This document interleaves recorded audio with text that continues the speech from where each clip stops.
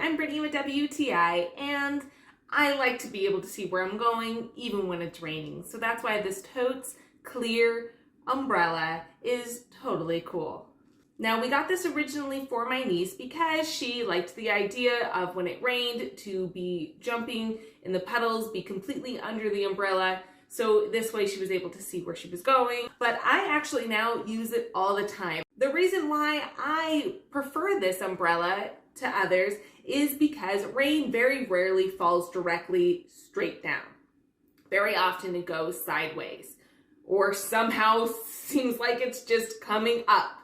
So I like this because the curve of it goes so far down and allows you to be able to see where you're going. So it really protects you from the elements. It protects you from the wind, protects you from the rain. And because it curves all the way down, you worry less about wind breaking the umbrella.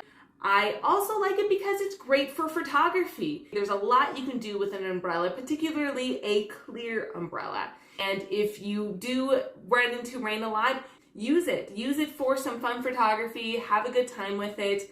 It is just overall so much fun, and that's my point of view.